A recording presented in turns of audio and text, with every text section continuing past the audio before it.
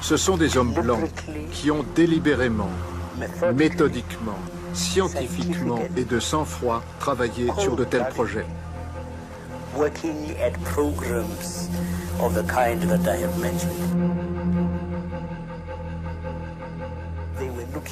Ils cherchaient des germes qui ne pouvaient attaquer que les Noirs.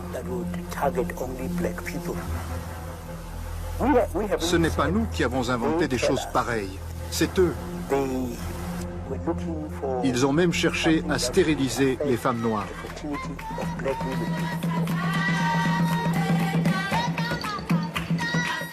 Comment est-ce possible, 7 ans après la fin de l'Ancien Régime, que cet homme, toujours en liberté malgré la gravité des forfaits qui lui sont imputés, n'ait pas encore été jugé? Pour tenter de répondre à toutes ces questions, nous avons mené l'enquête en Afrique du Sud. C'est moi qui ai initié le Project Coast lorsque j'étais à la tête des forces militaires. Je l'ai fait parce que, à un moment donné, l'ANC s'est lancée dans des opérations urbaines et elle poussait les choses tellement loin que cela risquait d'aggraver la situation, ce qui aurait été très mauvais pour l'image du pays. Il fallait éviter cela à tout prix. C'est là que je me suis dit, au lieu de tirer à vue sur une foule en colère, à balles réelles, et de tuer des gens, cherchons un autre moyen de neutraliser ces groupes. J'ai alors soumis le problème à des scientifiques, dont Basson était l'un des plus importants. Wouter Basson, général de brigade au 7e bataillon médical des forces armées sud-africaines. J'ai demandé à Basson, seriez-vous capable de mettre au point, pour moi, un gaz qui ne serait ni irritant, ni mortel, mais qui rendrait les gens inoffensifs pendant quelque temps, afin qu'ils se calment, et que nous n'ayons pas à les tuer en cherchant à maîtriser la foule. Qui est donc ce scientifique défini comme l'homme de la situation par le chef des armées de l'époque et chargé d'initier une stratégie pour soi-disant paralyser les foules sud-africaines, alors qu'on apprendra plus tard, par les témoignages de ses anciens collaborateurs, qu'il s'agirait d'un véritable projet de génocide. Il se trouve que je suis le témoin vivant de ce qui est arrivé. Je n'ai eu la preuve qu'en 1989, qu'on avait enduit mes vêtements de produits chimiques qui s'avéraient mortels s'ils rentraient en contact avec la peau.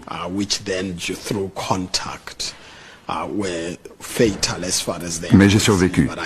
J'ai atterri dans un hôpital aux États-Unis. Ils m'ont soigné et ont réussi à déterminer l'origine de mes troubles. Il y a eu une descente chez lui de la brigade de lutte contre la grande criminalité économique. Et dans sa maison, on a trouvé une malle entière de documents, dont quelques-uns avaient trait au programme de guerre chimique et biologique. Ce qu'ils ont trouvé était incroyable. Il y avait ce qu'on appelle une Verkoperliste, autrement dit un bordereau de vente.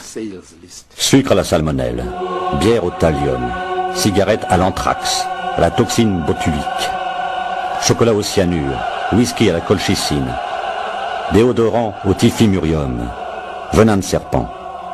Cette longue liste de ventes de produits au poison indétectable était destinée aux agents de la sécurité sud-africaine pour leur permettre de tuer les militants noirs sans soulever de soupçons lors de l'autopsie. Combien ont été utilisés? On ne le saura sans doute jamais. Selon vous, cette liste aurait-elle pu être utilisée à des fins de recherche scientifique, ou bien est-ce une liste d'armes meurtrières? Assurément une liste d'armes meurtrières. Aucun intérêt pour quelque recherche que ce soit. Parmi les méthodes qu'il est présumé avoir utilisées, l'une consistait à enduire l'opercule d'une canette de bière en aluminium avec du poison. Et si vous utilisiez cet opercule, la partie qui s'enfonce dans la canette, ça activait le poison. On m'a donné un paquet de cigarettes Camel. Et on m'a demandé de déposer quelques gouttes sur les filtres des cigarettes.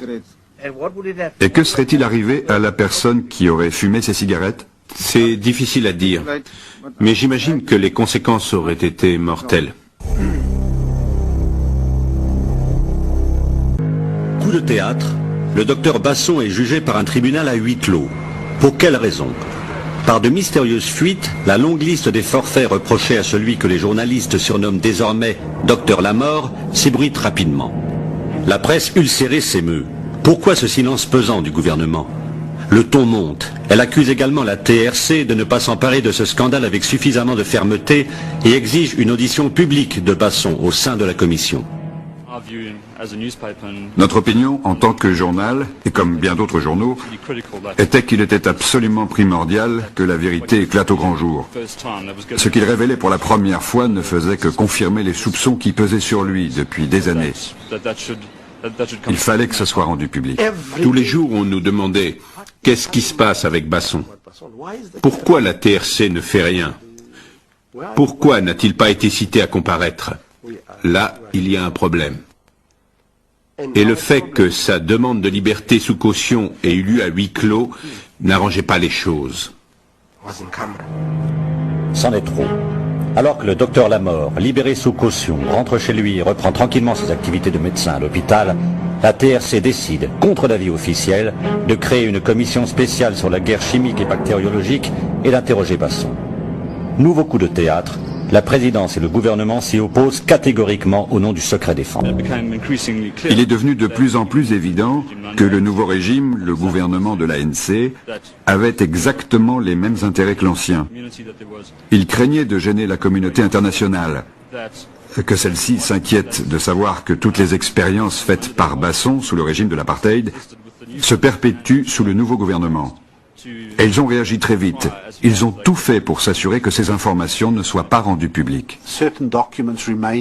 Certains documents sont restés classés top secret, alors même que nous avions changé de régime. Et la TRC a dû en tenir compte. Car il faut bien comprendre qu'il y avait certaines restrictions. Par exemple, en ce qui concerne la prolifération de certaines substances ou produits chimiques, ou bien... Par exemple, comme vous pouvez l'imaginer, vis-à-vis de certains traités avec d'autres pays. Ce type de relation devait être protégé au niveau international. Si le gouvernement est aussi embarrassé, est-ce parce qu'une audience publique de la TRC à propos des armes chimiques et bactériologiques dévoilerait l'importance capitale de l'aide militaire illégale apportée par de nombreux pays occidentaux à l'Afrique du Sud sous l'apartheid? Et qui sait? Encore aujourd'hui. Un vrai scandale, et pourtant. Je ne crois pas que Basson aurait pu acquérir de telles compétences et un tel savoir sur les armes chimiques sans la collaboration de grandes puissances. C'est un fait grave. Wouter Basson est allé à Taïwan, par exemple, pour voir ce qu'ils avaient comme programme. Il est allé à San Antonio, aux USA, dans les années 80.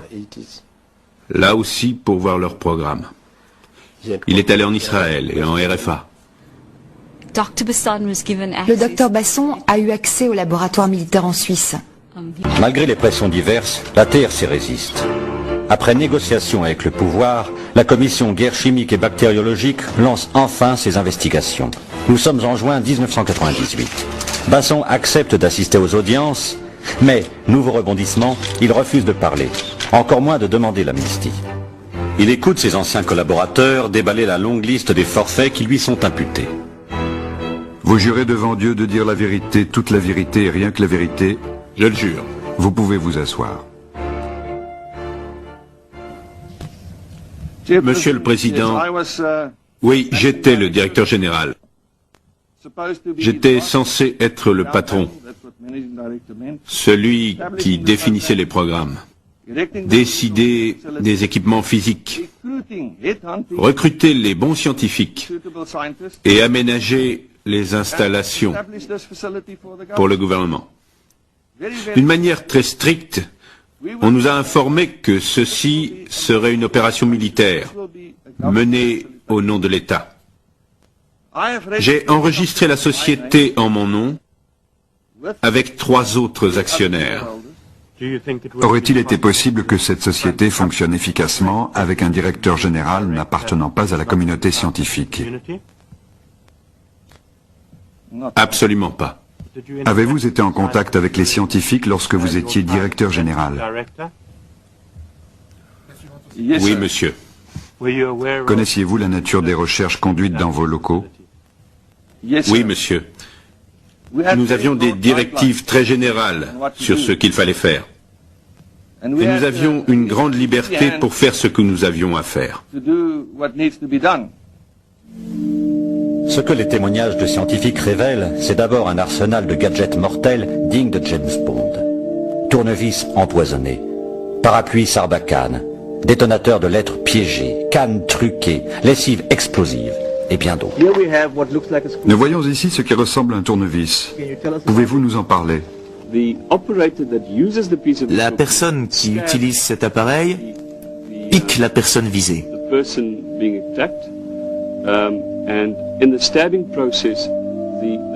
Le simple fait de la piquer libère le poison et les substances chimiques sont alors injectées dans l'individu.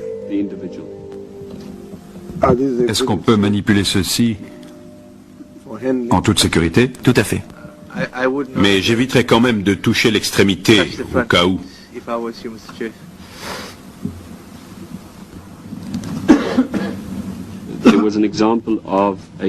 Il y avait aussi une aiguille contenue dans ce qui ressemblait à une pompe à vélo. En gros, vous avez dans les mains une pompe à vélo. Vous pouvez la faire coulisser pour sortir l'aiguille.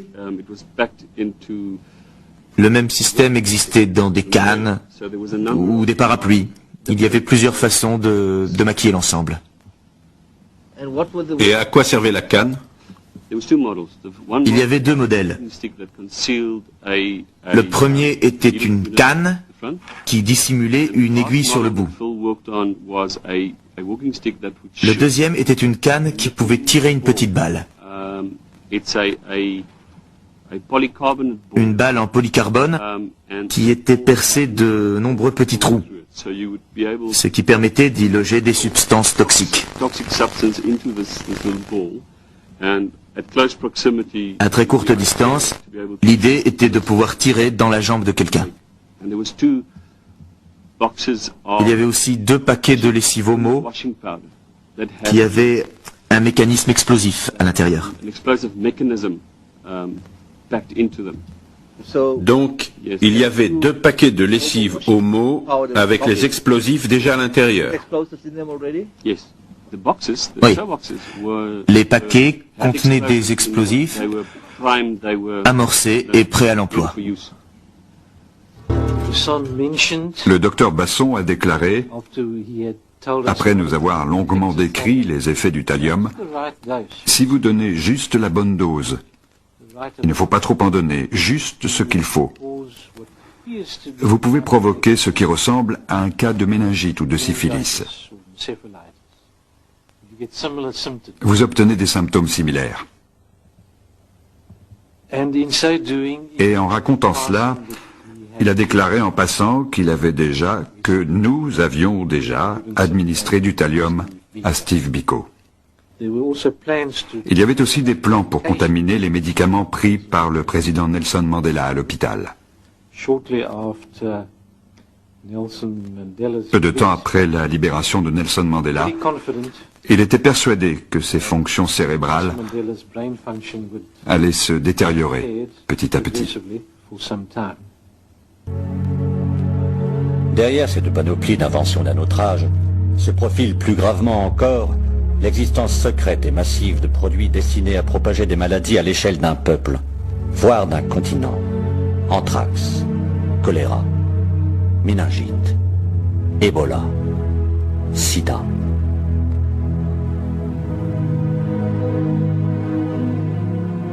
Pouvez-vous nous décrire les effets du choléra sur l'homme? Il provoque une diarrhée assez grave et une forte déshydratation. Ce sont les effets les plus importants. Et qui sont les plus vulnérables face au choléra? Les humains. Et parmi les êtres humains, les enfants ne sont-ils pas les plus vulnérables? Et les personnes âgées? Si. Le choléra tuerait donc préférentiellement les enfants et les personnes âgées? Je suppose, oui. C'est la caractéristique du vibrion cholérique. Vous dites avoir produit 26 bouteilles de choléra de 30 millilitres chacune, c'est bien ça? Non, 10 millilitres. Pardon, 10 millilitres chacune. Cela pourrait-il, selon vous, provoquer une épidémie grave?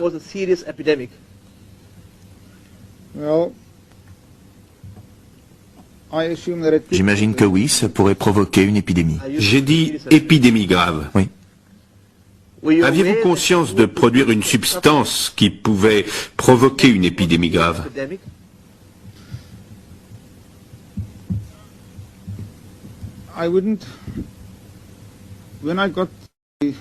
Quand on m'a demandé de produire ces organismes, il faut se rappeler que, en tout cas pour moi, ils devaient servir pour des tests.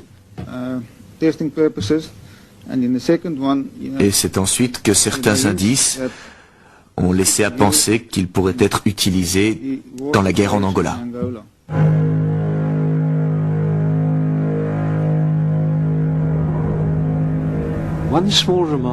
Le docteur Basson a fait un jour cette petite remarque qu'il y avait beaucoup de problèmes politiques à l'est du pays à ce moment-là. Et il a ajouté « Peut-être devrais-je traiter cette foule au choléra ».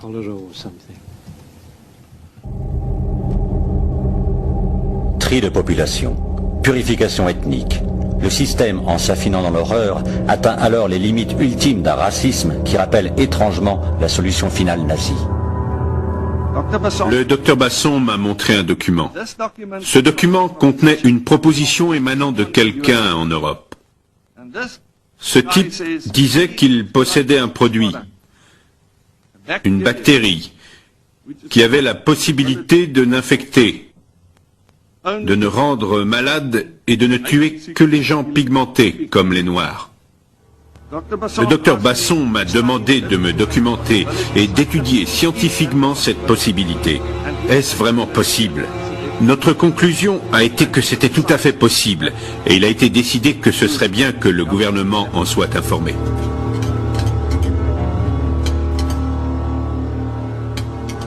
Mais en définitive, nos instructions ont été, et c'est très important, de mettre au point un produit visant à réduire le taux de natalité de la population noire du pays. Pouvez-vous nous en dire un peu plus? Qui vous a demandé de mettre au point ce produit? La personne qui nous donnait directement les instructions était le docteur Basson.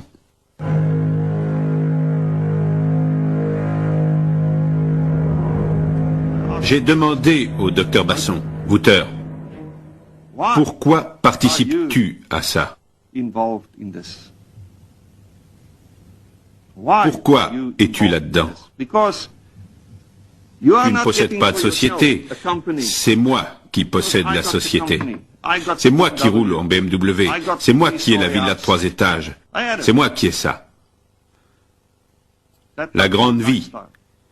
Tout le monde pensait, Gossen, il est vraiment génial. C'est vrai. Donc je lui ai demandé, Wouter, pourquoi fais-tu ça? Et il m'a répondu, j'ai une fille. Et un jour, parce qu'on sait plus ou moins avec certitude que les Noirs prendront un jour le pouvoir, mais le jour où les Noirs prendront le pouvoir et où ma fille me demandera, papa, qu'as-tu fait pour empêcher ça? J'aurai la conscience tranquille. Et je le reconnais, c'est cette psychose qui prévalait.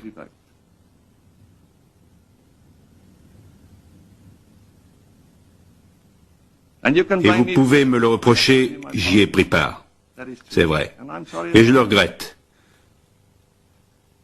Mais je ne suis pas le seul coupable. Basson bénéficie-t-il de protection si puissante?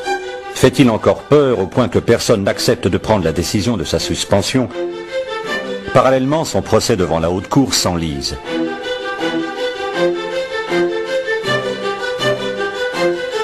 La grande question à présent, c'est que nous avons un gouvernement démocratique qui possède ce même savoir mortel que possédait le gouvernement de l'apartheid, auquel des nations sans scrupules ont eu recours et pour lequel elles ont été condamnées. Donc la grande question à présent est, qu'est-il advenu de ce matériel? Existe-t-il toujours? L'Afrique du Sud a signé des accords et des conventions internationales sur ces technologies. Il serait très naïf d'imaginer que ce savoir a disparu avec le docteur Basson, ou bien qu'il le suivra en prison. Ce ne sera pas le cas. Basson est toujours libre. Il n'a toujours pas livré ses secrets, il ne manifeste ni regret ni remords. La question d'un transfert de compétences devant un tribunal international se pose-t-elle, comme à Nuremberg il y a 50 ans? Faut-il tourner la page ou bien, comme l'affirmait Desmond Tutu à la TRC, continuer à regarder la bête au fond des yeux?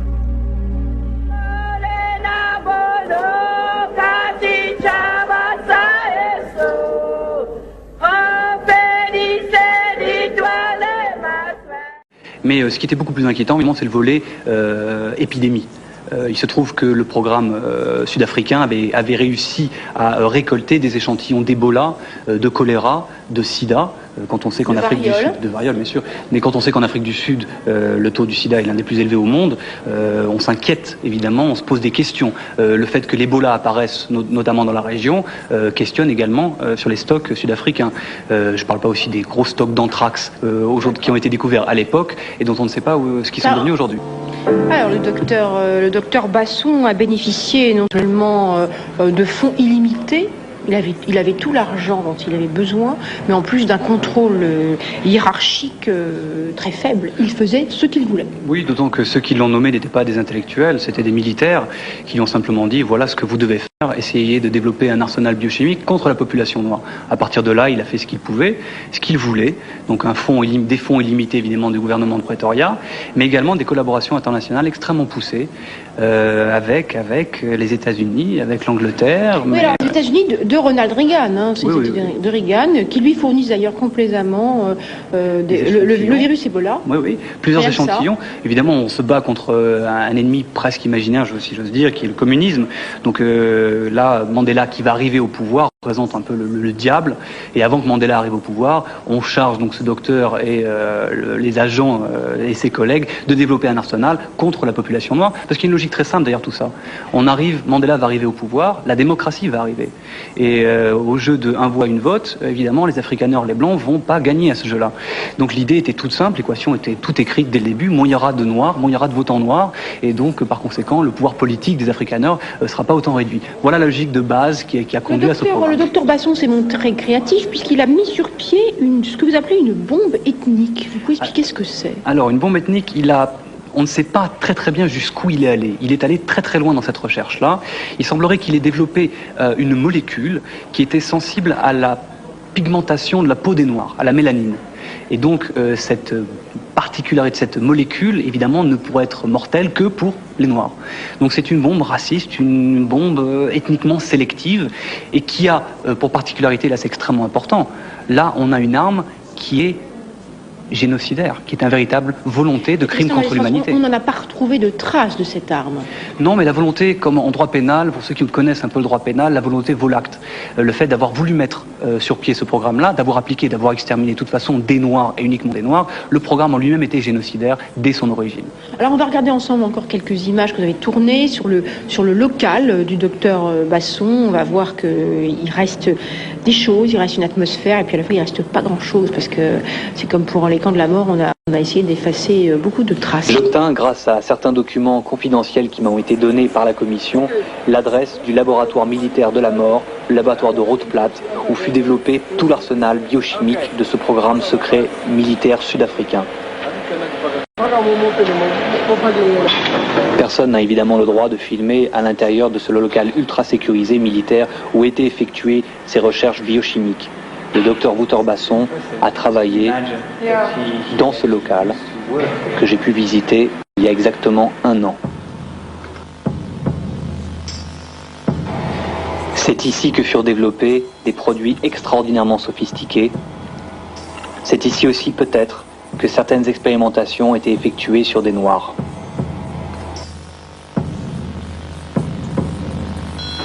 Évidemment, il n'y a plus de preuves. D'autant que pour l'essentiel, elles ont été incinérées dans ce local, ici. This is where all the evidence of all the specimens of all the genetic, everything that they had is that they birthed in here. S'il n'y a plus beaucoup de preuves, il reste encore les témoignages filmés par la commission Réconciliation et Vérité de certains collègues du docteur Lamort. Il y avait aussi des bactéries mangeuses de chair. Oui, ça c'est quelque chose qu'ils ont réussi à récupérer vraisemblablement aux Russes. Mais au-delà de ça, il y a d'autres choses qui sont autrement plus grave, qui est également une campagne qui est allée assez loin, une campagne de stérilisation. Ils avaient mis sur pied une véritable planification générale pour stériliser un maximum de noirs, de femmes noires, en injectant des produits stérilisants, entre guillemets, dans des produits de consommation, de grande consommation, comme le maïs ou la bière. On ne sait pas jusqu'où ils sont allés dans ce programme-là. Ah, d'accord. Eh ben, ce qui est très intéressant, c'est que non seulement les Américains les ont aidés, mais Saddam Hussein aussi. Il est allé plusieurs fois en Irak, ce qui a beaucoup inquiété les Américains d'ailleurs. On parle de Basson, du docteur.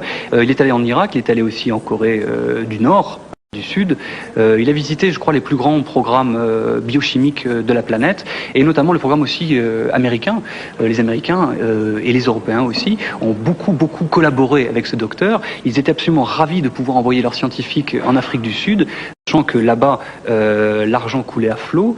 Il n'y avait pas trop de contrôle. Absolument aucun contrôle, parce qu'on était justement sous embargo, ce qui est un peu croustillant dans la mesure où tous ces pays-là ne respectaient pas l'embargo militaire, même pas économique, vraiment, militaire. Non seulement on aidait le docteur Lamort, mais on savait très bien à quel point son programme était dangereux.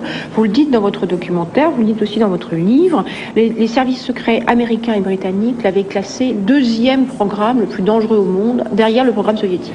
Il y a un rapport qui est tombé, et ça c'est assez important, un rapport qui est tombé en février 2001 de l'US Air Force, très poussé sur le programme, sur le Project Coast et le docteur Lamort, et qui considère que ce programme-là n'est pas le plus volumineux qui reste l'apanage du programme russe, Bioréparate, mais qu'en qualité, c'était l'un de ceux qui était allé plus loin, le plus abouti et les plus inquiétants. D'autant, encore une fois, qu'on ne sait pas ce que sont devenus les stocks. Alors, on a envie de savoir, Tristan Menestance, combien de personnes ont péri lors de ces expérimentations, et surtout qui était visé, parce que au sein de la population noire, il y avait des cibles préférées et préférentielles. Bon, essentiellement évidemment des Noirs, des militants de l'ANC. Combien le propre de ce programme-là est évidemment de tuer sans qu'on le sache. Quand quelqu'un est infecté par le sida ou par le choléra, comment savoir si c'était dans le cadre du programme Coast ou par d'autres biais? J'ai interviewé l'un des enquêteurs de la commission Réconciliation et Vérité qui s'est tenue en Afrique du Sud et qui a enquêté un petit peu sur le programme militaire sud-africain et qui est présidé par Desmond Tutu et qui a lui-même considéré qu'il fallait estimer à plusieurs milliers de personnes, potentiellement les personnes qui avaient été soit éliminées, soit des personnes qui avaient été prises pour faire des expérimentations, parce qu'il y a eu des expérimentations sur humains.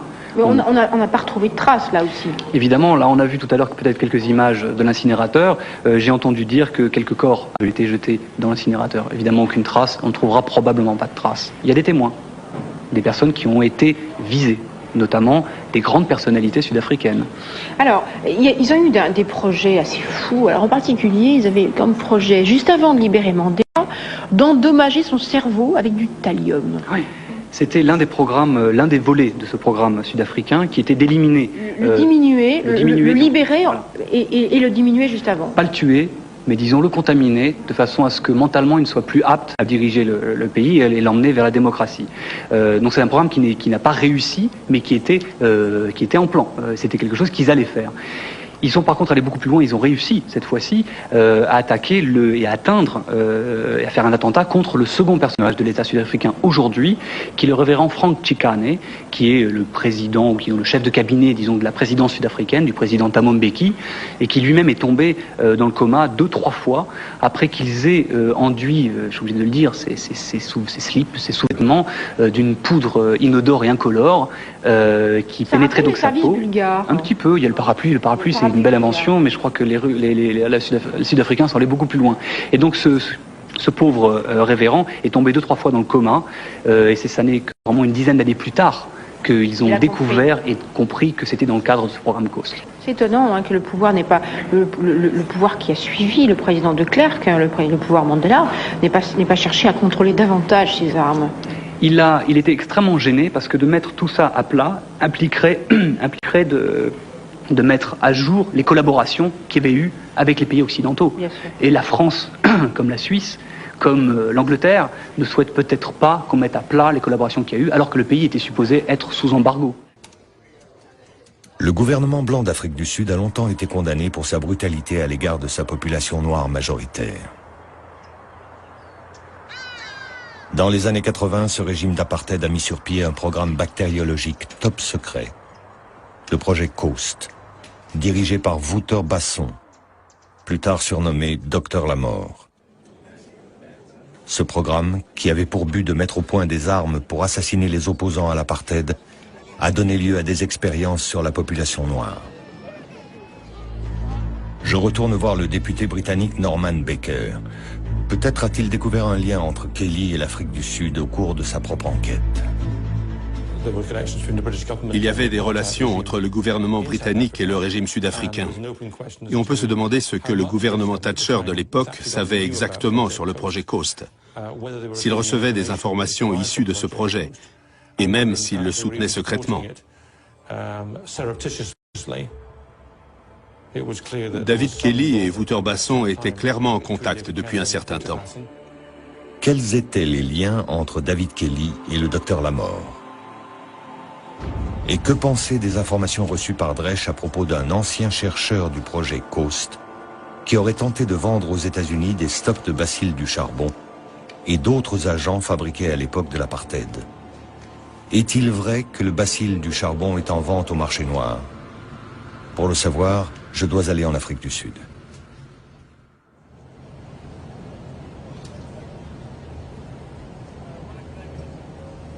Dans l'avion, je survole le pays où a pris corps ma hantise des armes biologiques. J'ai grandi en Rhodésie, une colonie britannique dirigée par sa minorité blanche.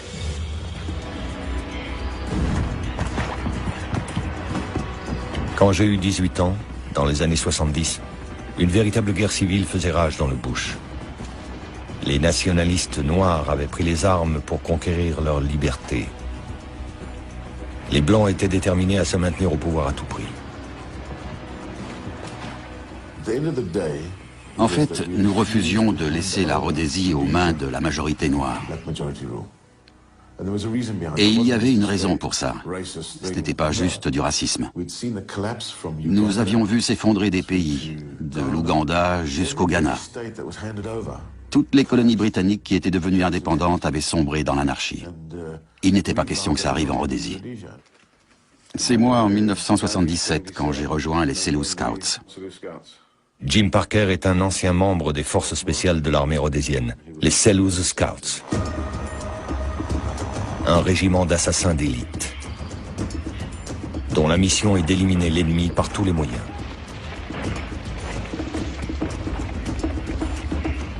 Jim Parker a écrit un livre dans lequel il révèle les activités secrètes de cette unité de lutte contre l'insurrection.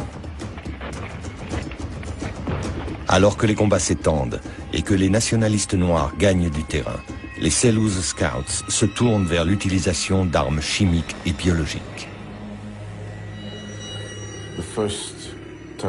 La première fois que j'ai entendu parler du bacille du charbon, c'était lors d'une mission à Wenki.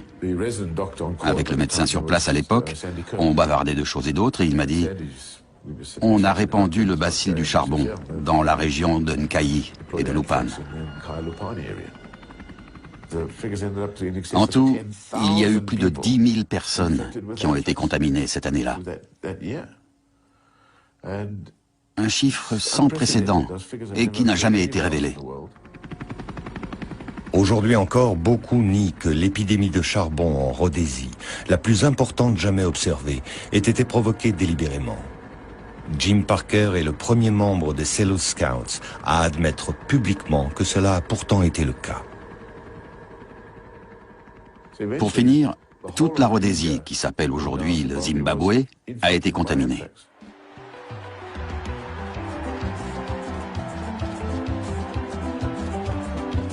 En 1980, quand un accord négocié met fin à la guerre et donne naissance à la nation indépendante du Zimbabwe, les Selous Scouts se réfugient au sud.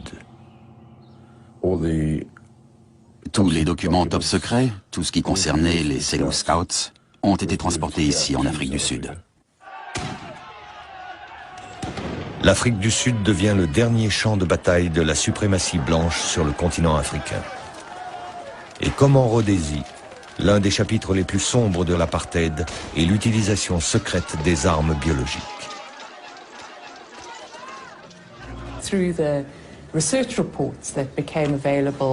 Parmi les rapports de recherche sur lesquels les enquêteurs ont mis la main et qui faisaient partie des nombreux documents découverts en possession de Basson, certains rapports faisaient clairement état de recherches sur des toxines susceptibles d'être administrées à une personne pour la tuer, tout en restant indétectables.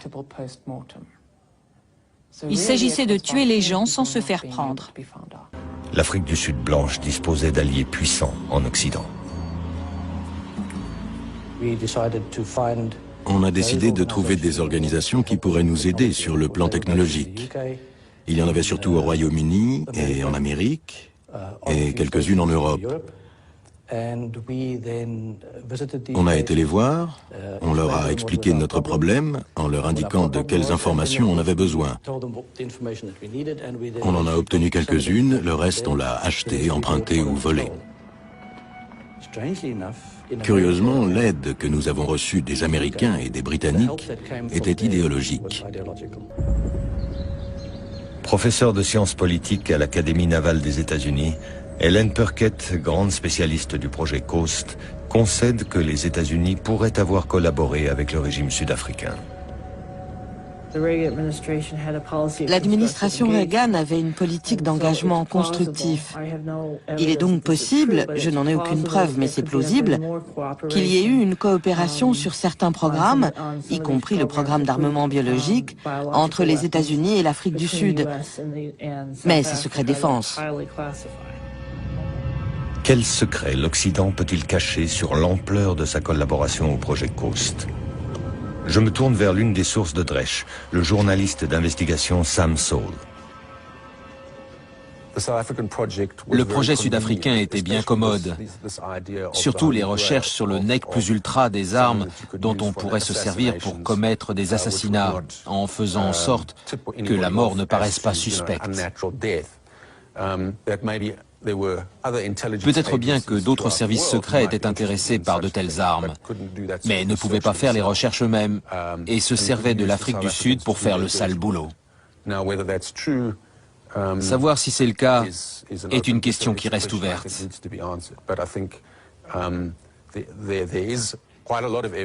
Mais beaucoup d'éléments indiquent que Basson a effectivement reçu l'aide des pays occidentaux.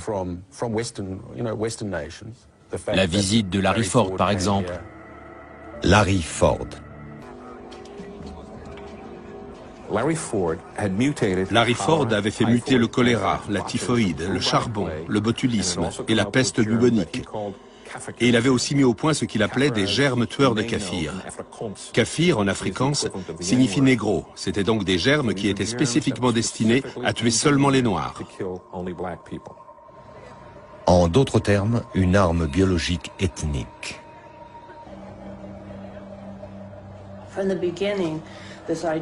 le début, la mise au point d'un moyen pour maîtriser la croissance de la population noire a été l'un des principaux domaines de recherche. Ces recherches se sont intensifiées à mesure que la population noire augmentait et que les soulèvements devenaient plus violents.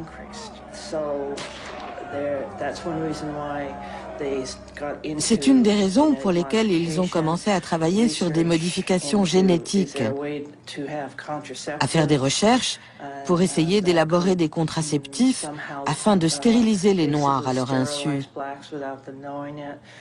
Toutes sortes de recherches qui, aujourd'hui, paraissent vraiment délirantes. On a parlé d'une arme ethnique sur laquelle travaillait le projet Coast, baptisé la bombe noire. Un projet génial, le plus amusant de ma vie.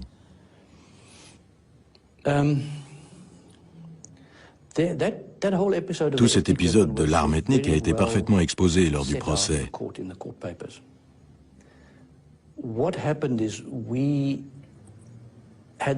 En fait, nous avions pour objectif de synthétiser une certaine protéine présente dans le sperme à des fins contraceptives. L'idée était que si on pouvait immuniser une femme contre le sperme, on la rendrait stérile.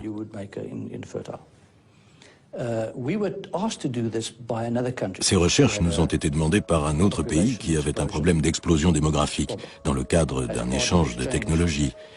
Ils nous ont donné certaines choses et nous ont demandé de faire ça pour eux. Je parviens à me procurer le dossier du FBI sur Larry Ford, mais bon nombre de pages ont été censurées pour des raisons de sécurité nationale. Cela laisse peu d'indices quant à son travail supposé sur une arme raciale et ses liens réels avec les renseignements américains.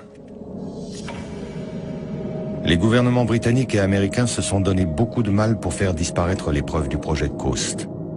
Ils ont fait pression sur l'Afrique du Sud pour qu'elle détruise ses stocks d'armes biologiques et tous les documents s'y rapportant. Basson affirme que ces stocks ont été jetés à la mer.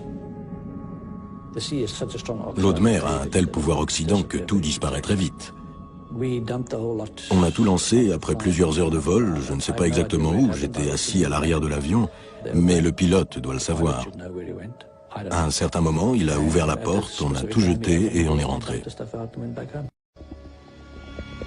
Dresch se procure un rapport top secret de l'armée sud-africaine au président Mandela, déclarant que les stocks du projet Coast ont été détruits. Mais il découvre aussi que quelques mois après l'envoi des lettres contaminées, un ancien scientifique du projet Coast, Dan Goosen, a tenté de vendre à Washington ces germes qui avaient été soi-disant jetés à la mer.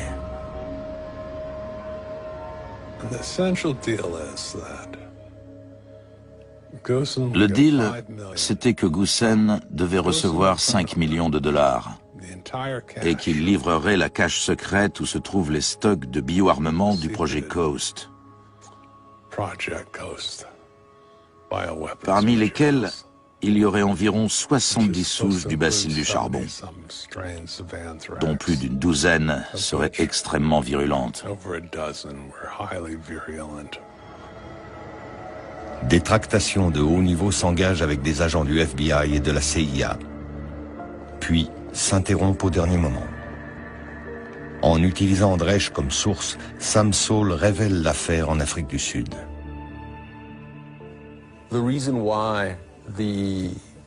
La raison pour laquelle les Américains ont brusquement fait marche arrière n'a jamais été élucidée. Quand nous avons écrit l'article, nous avons appelé le FBI et la CIA, mais ils n'ont pas voulu faire de commentaires. C'était d'ailleurs assez amusant. Donc oui, il reste beaucoup de points d'interrogation.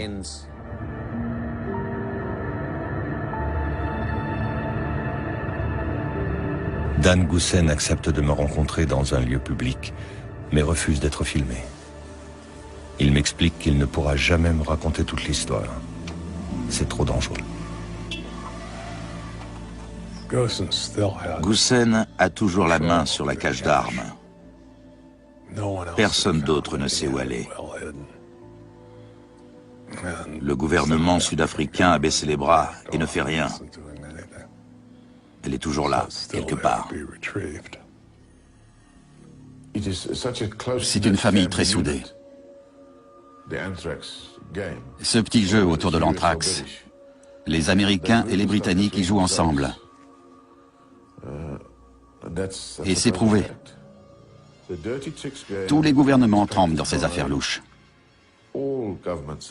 Et ils ne s'arrêteront pas. Pourquoi le feraient-ils? Je suis sûr qu'aujourd'hui encore, ils sont mouillés jusqu'au cou. Les Américains sont mouillés. S'ils ne veulent pas se laisser distancer, ils sont obligés de garder tout ça.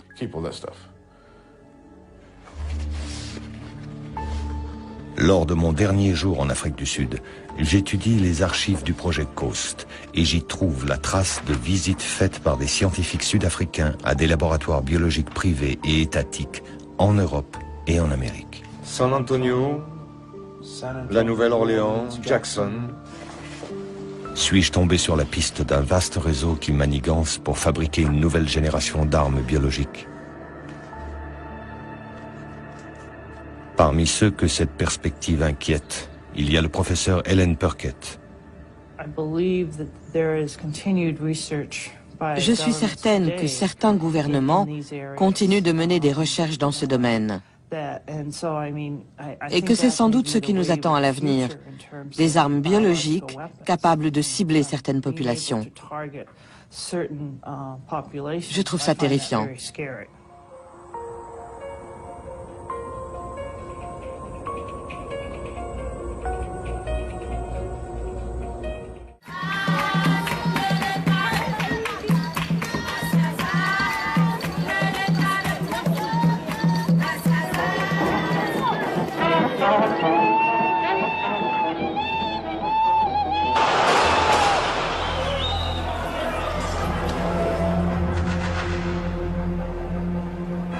Berne, 3 mars 1999. Le Conseil national a mis l'Afrique du Sud à son ordre du jour. Pia Hollenstein, la députée des Verts, soutenue par les partis de gauche, réclame la mise sur pied d'une commission d'enquête sur les relations entre la Suisse et le régime d'apartheid. Elle estime que ce dossier est semblable à l'affaire des fonds juifs. C'est aussi grâce à la Suisse, estime une partie du Parlement, que l'Afrique du Sud a réussi à vendre son or et ses diamants sur le marché mondial. En effet, seule contre la communauté internationale, la Suisse a toujours refusé d'appliquer contre Pretoria des sanctions économiques, incompatibles avec sa neutralité. Par 79 voix contre 50, le Parlement refuse la création d'une commission indépendante qui rouvrirait le dossier sud-africain. Banlieue de Zurich, mars 1999.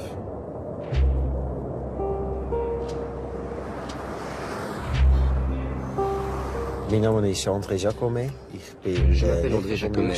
Je suis le neveu de Jürg Jacomet qui est décédé en octobre 1998. À la fin des années 80 et au début des années 90, j'ai travaillé pour mon oncle. Il était en contact avec toutes sortes de personnes, principalement d'Afrique du Sud. Il fallait les conduire en limousine de luxe dans toute la Suisse. Et c'est moi qui ai servi de chauffeur à Jürg Jacomet.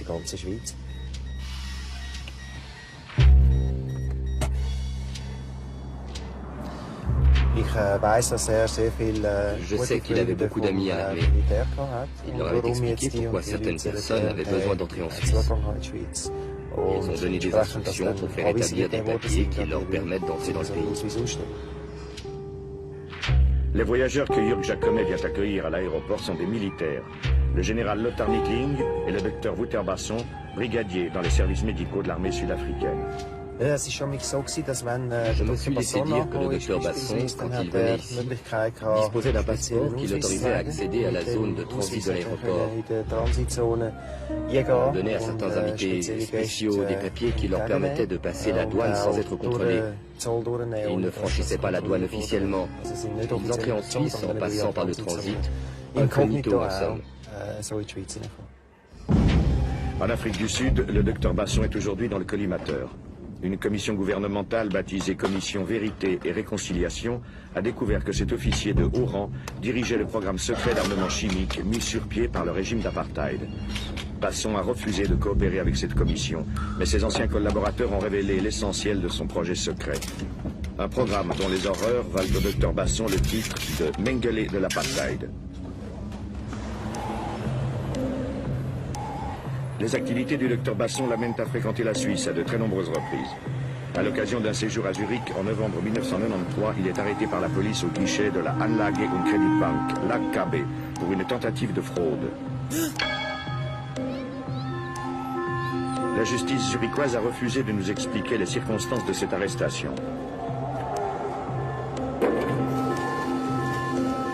Lors de son arrestation à Zurich, le brigadier sud-africain a été longuement interrogé par le juge d'instruction. Nous nous sommes procuré la déposition de Wouter Basson et nous avons pu ainsi reconstituer la piste suisse des chimistes de l'apartheid. Où et quand avez-vous rencontré M. Jürg Jacomet? Ça doit être en 1982-1983. Je l'ai rencontré à Zurich, à l'occasion d'une visite du général Nettling et de moi-même. Il s'agissait de boucler une livraison d'armes pour le gouvernement sud-africain. Monsieur Jacomet m'a été présenté comme un marchand d'armes qui représentait plus ou moins officiellement le gouvernement suisse.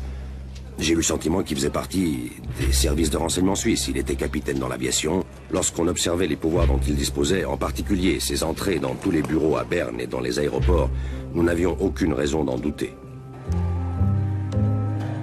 Un homme a bien connu Jürg Jacomet. Il occupe depuis 1990 une des fonctions les plus importantes de l'armée suisse. Monsieur Jacomet est un citoyen suisse. Il était officier des forces aériennes. Il a fait l'école d'officier avec moi en 68 et ensuite on a un peu suivi le chemin, moi comme pilote de chasse dans le 1er régiment d'aviation, lui comme officier de renseignement dans un autre régiment d'aviation, et bien sûr on se connaissait, on se voyait au cours tactique, etc. Monsieur Jürg Jacomet, encore au début de sa carrière d'officier de renseignement, est très dévoué à la cause, et surtout, ce qui était intéressant dans les années 80, il avait des contacts professionnels avec l'Europe de l'Est.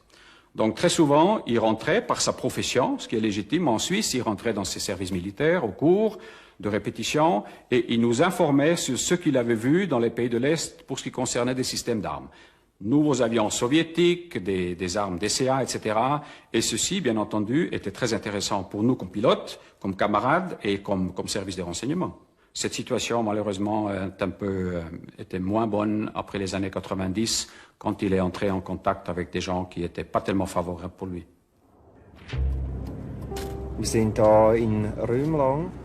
Nous sommes ici à Rümlang, le village où Jürg Jacomet avait ses bureaux. C'est ici que mon oncle rencontrait ses partenaires pour ses affaires, dont le docteur Basson.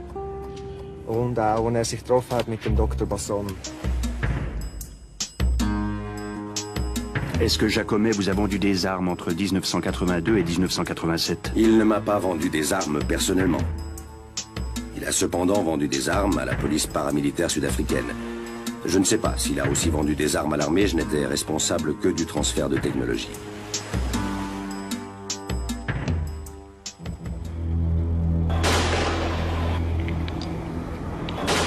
Jacomet livrera ainsi plusieurs lots de fusils à pompe à la police sud-africaine. Des armes qui serviront à alimenter la violente répression contre les Noirs qui se soulèvent dans les ghettos contre le pouvoir blanc. Aujourd'hui, le sinistre pénitencier de Robben Island est devenu un haut lieu de souvenir. Des milliers de touristes viennent visiter la prison, bâtie sur une île au large du Cap. C'est ici que l'ancien régime mettait les opposants politiques aux travaux forcés. Ces touristes viennent se souvenir ici des années de plomb, de la ségrégation raciale qui a coûté des milliers de vies, noires essentiellement. Violation systématique des droits des gens, arrestation, torture, exécution sommaire. Toute une population qui tente de sortir aujourd'hui d'un long cauchemar.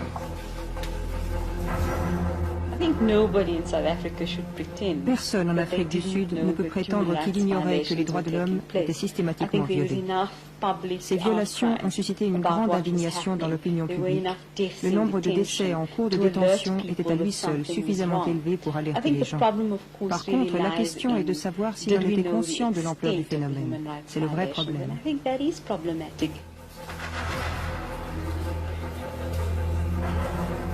Ladies and gentlemen, cell number 5, this is cell number 5.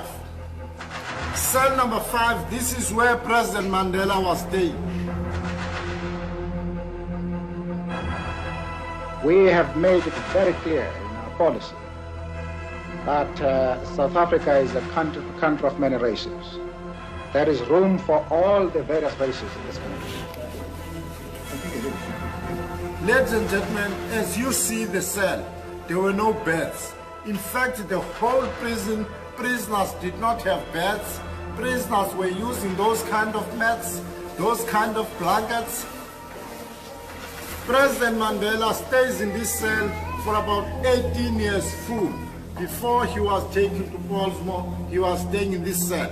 From Portsmouth, he was taken to Victor Verster, near to Paarl, where he was released.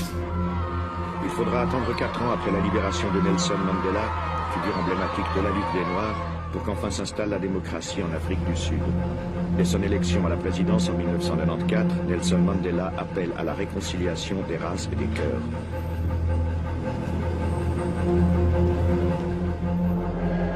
Mais la réconciliation passe d'abord par la vérité, exercice unique dans l'histoire de l'humanité. L'Afrique du Sud entame alors un fantastique travail de confession. Durant plus de 2 ans, les bourreaux et les victimes de l'apartheid sont invités à témoigner volontairement devant l'archevêque Desmond Tutu et ses collègues de la commission Vérité et Réconciliation.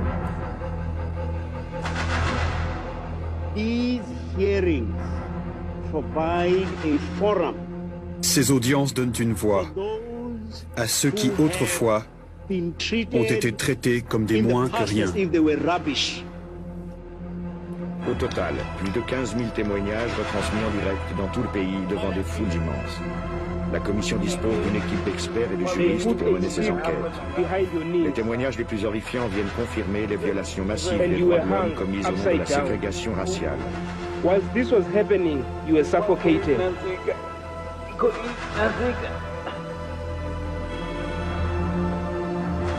Un exercice de mémoire bouleversant, souvent insoutenable.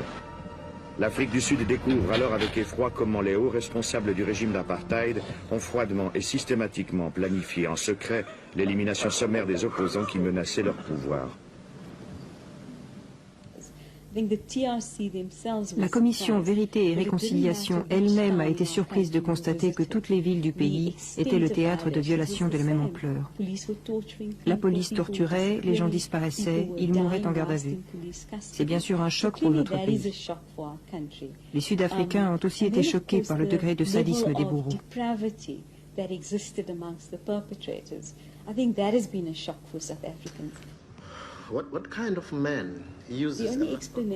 La seule explication, c'est que l'État disposait d'une stratégie coordonnée pour parvenir à ses fins. Plus symbolique que nul autre acteur de cette stratégie d'élimination, le docteur Wouter Basson fait son apparition dans la longue liste des agents de l'apartheid.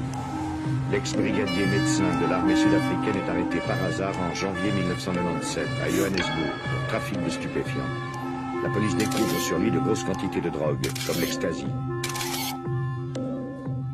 Et ils ont même dit qu'ils s'étaient mis à préparer des drogues comme l'ecstasy ou le mandrax. Aujourd'hui, on se demande pourquoi nos communautés sont ravagées par la drogue.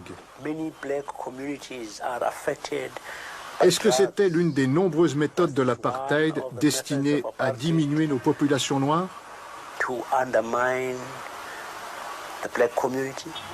Les enquêteurs de la commission Vérité et Réconciliation vont remonter la piste du docteur Basson. Ils découvrent un vaste programme secret de l'armée visant à exterminer au moyen de poison les opposants au régime d'apartheid. Nous arrivons maintenant à l'Air Hotel Rumlang. C'est là que le docteur Basson séjournait quand il était en Suisse. Quel type de personnage était le docteur Basson? Quelle impression est-ce qu'il vous a fait?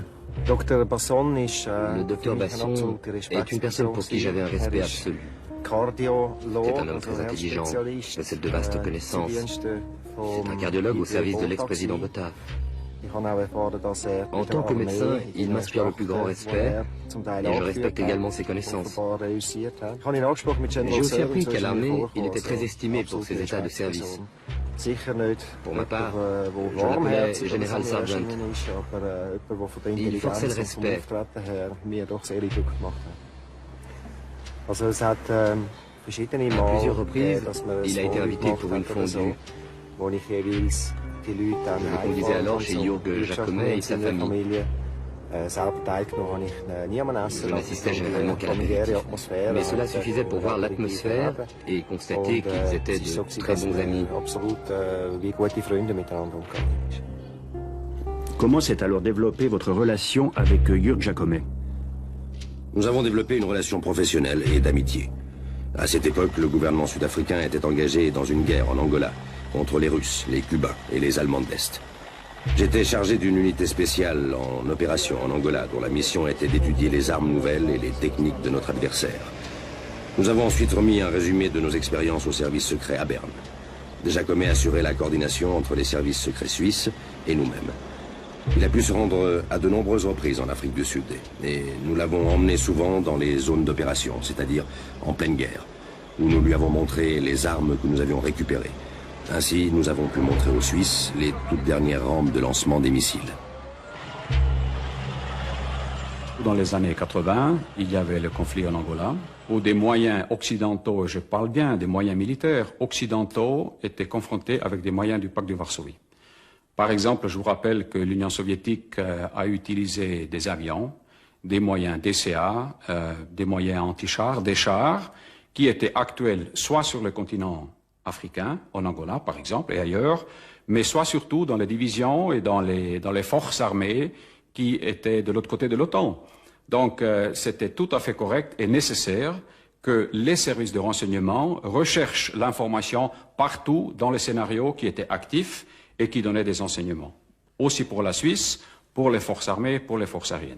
Et pour avancer une de vos questions qui vont certainement venir, vous vous rappelez que la Suisse avait pu envoyer des pilotes en Afrique du Sud qui volaient le même type d'avion comme la Suisse, donc le Mirage, et ces pilotes qui ont pu utiliser l'expérience de ces pilotes sud-africains ont ramené des enseignements très importants qui ont eu une influence directe sur la définition de la tactique des Mirages reconnaissance et des Mirages défense aérienne. L'affaire des échanges de pilotes s'est déroulée dans le plus grand secret durant toutes les années 80. Elle ne sera découverte qu'en 1993. Une enquête parlementaire conclura que le divisionnaire Redley a agi sur l'ordre de ses supérieurs et que rien ne peut lui être reproché. Au cours des années passées au département des affaires étrangères, Edouard Brunner s'est particulièrement intéressé au dossier sud-africain. En tout cas, nous, aux affaires étrangères, on n'était pas très au courant de ce que faisaient d'autres départements, notamment dans le domaine militaire ou des services secrets. Et moi, je crois que des zones d'ombre, il y en a eu. Moi, j'en ai vécu aussi. Il y avait des Suisses qui voyageaient dans certains de ces pays. Nous aurions préféré qu'ils ne fassent pas certains voyages et qu'ils ne soient pas présents à certains endroits. Il y a là toute une série de choses qu'on ne fait pas. Et la même chose, il y avait certains voyages plutôt agréables organisés pour des politiciens suisses en Afrique du Sud qui étaient un peu gênants.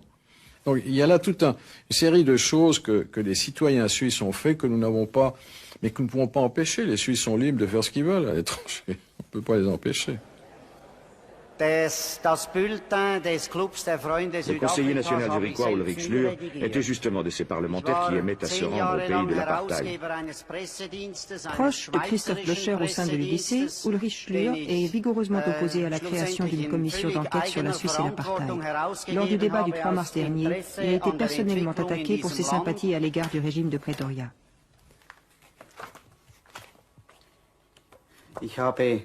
Je me suis rendu environ 15 fois dans différents pays d'Afrique australe entre 1980 et 1995.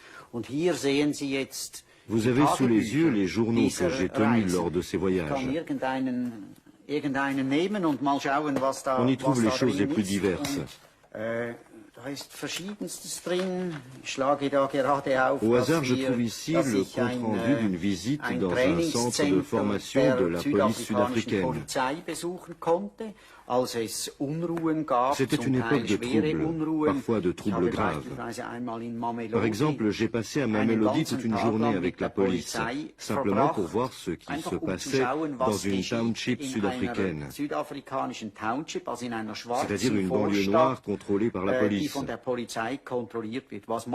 Je voulais savoir ce que faisait la police, comment les choses se passaient. Je me suis rendu plusieurs fois dans des sites militaires. J'ai entendu présenter plusieurs rapports sur la situation militaire. Par exemple, dans l'infanterie. Mais j'ai aussi été un jour à la base de marine à Simonstown. La question de la sécurité était toujours importante. Il ne faut pas oublier qu'on était en pleine guerre froide. Les multiples reportages de ce journaliste un peu particulier viendront alimenter le journal de l'ASA. À travers ses publications, ce groupe combat violemment l'application de sanctions contre le régime d'apartheid. À l'ASA, on considère Nelson Mandela comme un terroriste et Desmond Tutu comme un ecclésiastique suspect. Comment était soutenu l'ASA financièrement? De quoi vivait l'ASA? Et qui payait ses voyages? Le bulletin avait des abonnés. À certains moments, nous avions à peu près 3000 abonnés. Et puis il y avait les entreprises suisses qui étaient actives en Afrique du Sud. Vous pouvez nous donner quelques noms? Eh bien, il y avait Ciba-Geigy, Hoffmann La Roche, l'Union de banque suisse. Le docteur Basson poursuit ses voyages. En bon agent secret, il va profiter d'un incident tragique pour gagner la confiance de ses partenaires suisses. Et puis, je pense que c'était en 1987. Un avion de la Croix-Rouge, dont le pilote était suisse, a été abattu au-dessus de l'Angola. Le gouvernement suisse a essayé de retrouver et de ramener la carcasse de l'avion afin de l'examiner et de voir quel type de projectile l'avait abattu. Le général Nettling et moi-même avons alors suggéré aux Suisses qu'ils devaient renoncer à l'idée de récupérer leur avion, qu'ils n'y arriveraient jamais. Ils devaient plutôt essayer de récupérer le corps du pilote. Nous avions déjà fait l'expérience en Afrique du Sud que grâce à un examen minutieux d'un corps, on peut trouver des pièces de métal et de missiles. C'est ce qu'a fait le gouvernement suisse. Ils ont reçu le corps et l'ont examiné. On peut malheureusement pas parler des corps. Les dépouilles ont été rapatriées avec un seul but d'identification des corps. Le seul autorité compétente était effectivement les services scientifiques de la police cantonale de Zurich qui étaient à même de faire cette identification. Le général Nettling et moi-même sommes repartis en Suisse. Nous avons eu un entretien avec un certain Jacob Mayer, je ne suis plus sûr du nom, de l'Institut de médecine légale de la police cantonale zurichoise. Ils ont retrouvé une pièce de métal dans le corps du pilote qui prouvait qu'elle provenait d'un missile SAM-3. Cela a permis de prouver que le gouvernement angolais était responsable de cet attentat. Je vous ai présenté une déclaration du brigadier Wouter Basson devant la justice zurichoise le 1er décembre 1993 que je vous ai fait lire. Quelle est votre réaction à ce document? Écoutez, pour moi c'est une réaction, avant tout d'abord, j'apprenais quelque chose que je n'avais pas du tout lu ni entendu jusqu'à aujourd'hui. Et deuxième réaction, plutôt un fort étonnement de ces liens qui ici sont établis, dont, pour ce qui me regarde, je n'ai absolument aucun élément pour pouvoir les établir. Un ancien agent des services secrets suisses nous confirme ces rapports de confiance. Comment étaient organisés les contacts avec les services de renseignement sud-africains? Dans notre domaine, la tradition veut que les services se rencontrent alternativement dans leur pays d'origine. Les spécialistes des différents dossiers voyagent et rencontrent leurs homologues. Cela signifie que les responsables des renseignements suisses se rendaient fréquemment en Afrique du Sud? Dans les années 80, il y en a 2 fois par année. Il y a aussi de la réciprocité, donc environ 4 contacts directs par année. Et les séjours duraient combien de temps? Aux alentours d'une semaine. Il y avait une part de travail, mais aussi des loisirs, car les Sud-Africains avaient coutume d'offrir un safari au parc Kruger. C'était devenu une plaisanterie dans le service d'appeler safari ces contacts. Nos chefs s'arrachaient les voyages en Afrique du Sud et ils se battaient moins pour des contacts qui étaient moins touristiques. Et que savaient vos services du programme d'armement chimique de l'Afrique du Sud? D'après mes informations, mais nos services étaient conscients que l'Afrique du Sud tentait de développer des armes de destruction massive, sans avoir accès aux détails. Est-ce que vous pouvez nous rappeler quelle était l'image de l'ennemi dans les années 80 pour les services de renseignement suisses? Alors, dans les années 80 jusqu'à 90, l'image de l'ennemi était bien sûr la guerre froide, je me répète, était le pacte de Varsovie. La Suisse était prête à faire face aussi à une éventuelle invasion. Donc, surtout les services de renseignement étaient concernés, étaient occupés par le travail de se préparer le mieux contre une éventuelle agression militaire. Et bien sûr, militaire voulait aussi dire moyens atomiques et moyens chimiques, moins le biologique, parce que le biologique, comme vous le savez peut-être, a plutôt apparu après les années 90. Et c'est pour ça que nous avons nos laboratoires de chimie à Spiez, qui appartiennent au département de la Défense, avec une réputation internationale, qui aussi, dans les années 80, s'occupait surtout de la question comment se protéger contre des agents chimiques dans le cas d'une attaque soit terrestre, mais aussi pour les pilotes. Pendant la guerre froide, c'est évidemment le potentiel soviétique d'armes chimiques qui nous préoccupait.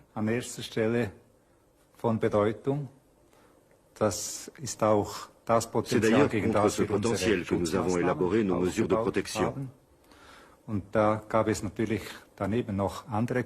entendu, il y avait aussi d'autres conflits dans le monde, en Afrique, au Mozambique, en Angola, en Namibie, où l'on nous signalait sporadiquement des utilisations supposées d'armes ou de produits chimiques, et dont on parlait publiquement dans la presse. De temps à autre, des indications nous parvenaient selon lesquelles un nombre relativement important de pays, environ 30 ou 35, étaient susceptibles d'utiliser des armes chimiques, et l'Afrique du Sud figurait parfois sur la liste. À ce moment, les Cubains avaient commencé à utiliser des armes chimiques contre l'UNITA. J'ai été nommé à la tête de l'enquête et chargé de développer des contre-mesures. C'était important, parce qu'à l'époque, les moyens développés par les Européens n'étaient pas suffisants. Nous avions étudié les procédures et les techniques chimiques partout dans le monde. En Suisse, Jacomet nous a présenté à des gens qui travaillaient dans le domaine des mesures contre les armes atomiques et chimiques. L'endroit le plus important pour nous était le quartier général de la défense atomique chimique de Spitz, en particulier dans le domaine de la recherche technique et afin d'échanger des modèles mathématiques. Est-ce que les Sud-Africains ont cherché à rentrer en contact avec le laboratoire de Spitz durant ces années? Pas directement à Spitz, mais je sais qu'un entretien a eu lieu à Berne avec des représentants de l'Afrique du Sud. Deux de mes collaborateurs y ont assisté. À cette occasion, les Sud-Africains ont transmis de l'information sur la Namibie et l'Angola. Et que cherchaient ces Sud-Africains? D'après ce que m'ont dit mes collaborateurs, les Sud-Africains ne réclamaient rien. Ils ne faisaient que fournir des informations. Notre devoir était de les écouter. Qui a organisé cette réunion? Je ne sais pas exactement qui l'a organisé. C'était une réunion du groupement de l'armement à Berne. Aujourd'hui, je sais que M. Jacomet était manifestement l'organisateur de cette rencontre. Le compte-rendu interne de cette réunion prouve que ce sont bien les services de renseignement suisses qui ont organisé la rencontre. Qui sont les personnalités sud-africaines qui participaient à cette rencontre? Il s'agissait du brigadier Basson et du général Nittling. Devant l'ampleur des révélations faites devant la commission Vérité et Réconciliation, la justice sud-africaine a mis de gros moyens pour mener son enquête. Le 24 mars dernier, elle a mis le point final à son acte d'accusation contre Wouter Basson, un document de plus de 300 pages. Il décrit en détail les horreurs exécutées par le programme chimique de l'apartheid, baptisé Project Coast. Ce projet est lancé en 1982 par l'armée sud-africaine dans le but d'acquérir l'arme chimique. Le docteur Basson est chargé de diriger les opérations. Wouter Basson sera bientôt sous les feux de la justice, qui l'accuse de 16 meurtres, de 13 complicités de meurtre ainsi que de fraude. Le procès du Mengele de l'apartheid s'ouvrira dans quelques mois dans la capitale sud-africaine, Pretoria. Un homme, le procureur Jan de Oliveira, soutiendra l'accusation. Son enquête l'a conduit hors des frontières de l'Afrique du Sud. Je voudrais rassurer la Suisse. La Suisse n'est pas le seul pays dont on a usé ou abusé, ou dont on a prétendument usé ou abusé. Mais en Suisse, comme nous le mentionnons dans l'acte d'accusation, M. Basson disposait de mécanismes lui permettant de conserver ou de transférer de l'argent sur des comptes et de gérer ainsi les sociétés qu'il avait lui-même créées. Voilà pour la Suisse. Ensuite, il disait à ses supérieurs ou aux autorités: je me suis procuré tel ou tel produit chimique ou tel appareil en Suisse. Étant donné son rang d'officier supérieur, on lui faisait confiance et on lui versait l'argent, qui finissait dans ses poches. En fait, les activités en Suisse de Wouter Basson vont s'appuyer sur un système de société établi en Afrique du Sud. Non loin de Pretoria, Delta G, cette entreprise sert de couverture et dissimule de fait le projet Coast. Sa véritable activité, l'acquisition et la fabrication de poisons sophistiqués. À travers le monde entier, Delta G installe un vaste réseau de sociétés écrans permettant à l'équipe du Dr Basson de se procurer ces produits mortels. À Asheville, dans le canton de Bâle, la Mädchenforschung AG, dirigée par un certain Dr David Chu, a été mise en place et contrôlée par Basson lui-même. Je peux seulement dire que ce n'était pas une société écran. Les services que nous fournissions allaient toujours dans le sens d'expériences pharmaceutiques standards pour développer des médicaments destinés aux thérapies et non à la destruction d'êtres humains. Ici aussi, on utilise des singes, mais c'est difficile de faire des expériences sur des singes. La bureaucratie est très lourde, il y a beaucoup de règlements et de lois à respecter.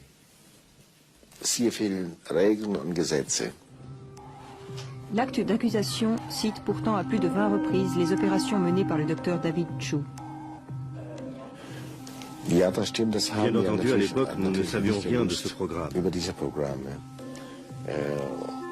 ne savions pas que le docteur Basson était impliqué dans quoi que ce soit.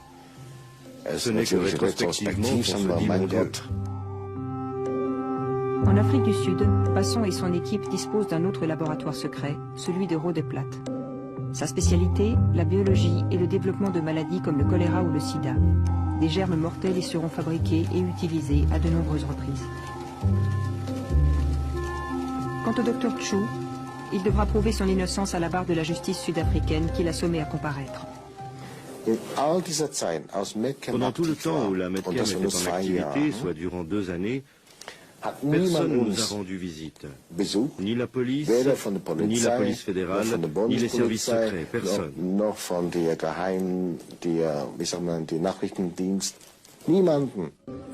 Wouter Basson poursuit sa route en Suisse où il continue à tisser méticuleusement sa toile. Grâce à Jürg Jacomet, il visite les entreprises les plus prestigieuses du pays.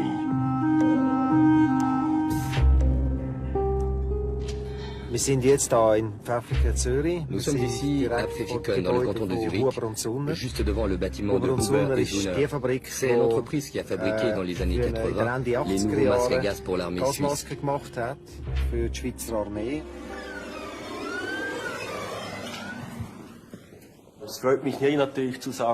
Je suis heureux de dire que nous commercialisons un des meilleurs masques à gaz du monde. Les gens d'Afrique du Sud avec lesquels nous avons eu des contacts en 1988 sont venus nous trouver et nous avons conclu un contrat portant sur la livraison de masques de protection.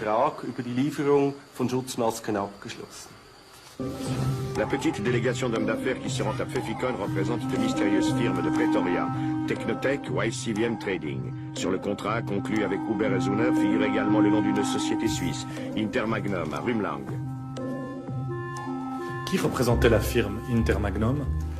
Elle était représentée par un certain monsieur Jürg Jacomet.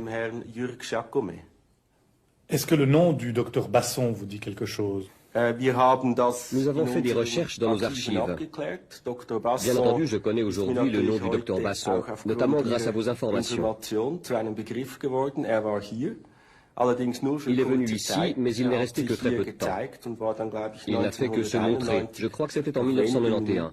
Et au bout de quelques minutes, il a repris son propre emploi du temps. Et qu'est-ce qu'il a fait pendant sa visite ici à Huber et Zuner? Je n'ai pas pu faire de recherche là-dessus. Il est simplement venu ici et nous a tous salués et s'est présenté comme médecin du service médical de l'armée sud-africaine. Le docteur Basson et ses acolytes feront encore de nombreuses visites d'affaires à Pfäffikon. À l'occasion d'un de ses voyages en Suisse, Basson se rend alors à Lucerne. C'était au début des années 90, peut-être en 1993, au milieu d'hiver. Il tombait une forte pluie, mêlée de neige. Ce jour-là, nous sommes partis tôt le matin de Rumlang. Le docteur Basson, mon oncle Jürg Jacomet et moi. Nous avons déposé le docteur Basson à l'hôtel national à Lucerne et nous avons continué jusqu'à Spiez par le Brünig. Au laboratoire de Spiez, si je me souviens bien, nous sommes allés chercher 2 experts que nous avons ramenés à Lucerne. Jürg Jacomet m'a expliqué qu'il s'agissait d'une rencontre hautement confidentielle entre experts en substances chimiques et biologiques, qu'il ne fallait en parler à personne. Il m'a dit qu'il s'agissait d'experts venus des États-Unis, d'Allemagne, de Suisse et également des militaires de haut rang venus d'Afrique du Sud.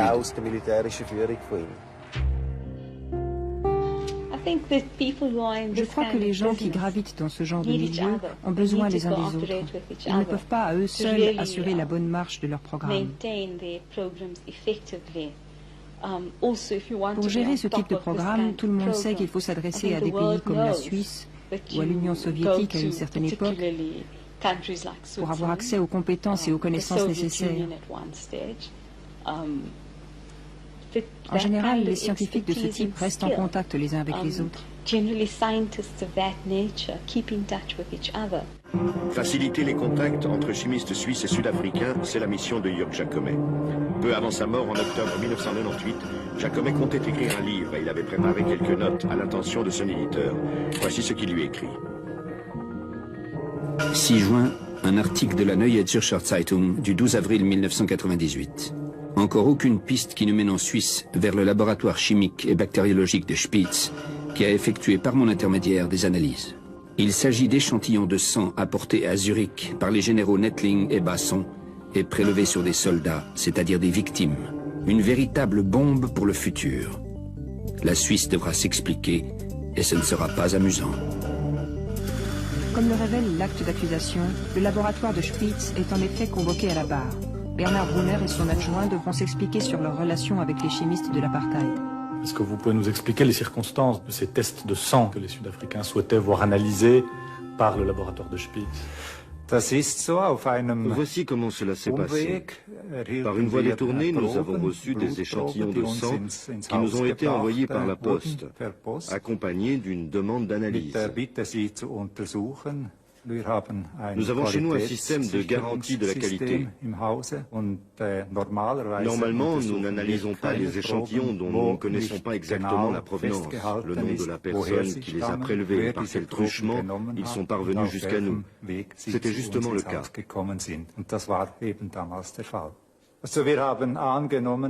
Nous avons supposé que ces échantillons sanguins provenaient de victimes de substances chimiques de combat.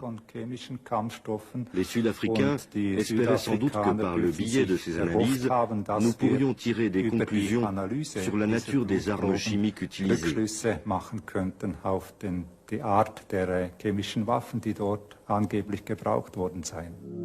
L'expéditeur des tests sud-africains à Spitz s'appelle Niklaus Schleifer. Son entreprise était autrefois spécialisée dans le matériel de protection contre les armes chimiques. Il a reçu du Dr Basson une liste de symptômes observés chez les victimes de poisons toxiques. Vomissements, perte de conscience, paralysie. Niklaus Schleifer affirme n'avoir rien su de l'origine exacte des mystérieux flacons remis par le Dr Basson.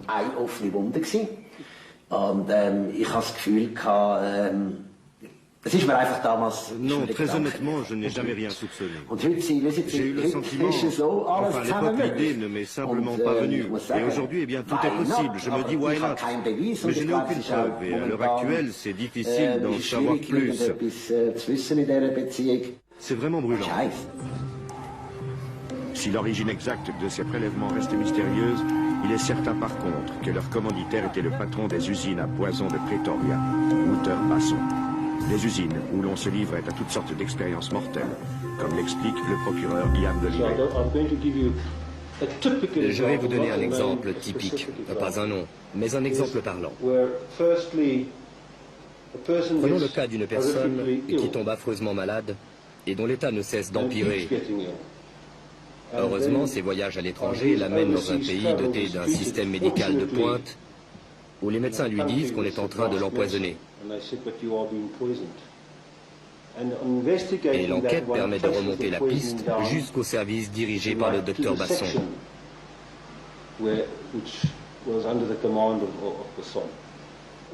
Parfois, la personne meurt effectivement, et ce n'est alors plus une tentative de meurtre, mais un meurtre par empoisonnement. C'est le genre d'affaires dont nous nous occupons, et c'est très grave. Accusation numéro 31, complicité de meurtre. Dans les années 80, le quartier général de l'armée à Pretoria constate que les prisons sont surpeuplées de détenus appartenant à la guérilla namibienne, où l'Afrique du Sud est engagée. Wouter Basson reçoit l'ordre de liquider ces détenus. 200 hommes sont ainsi empoisonnés et jetés à la mer d'un avion spécialement affrété pour cette mission.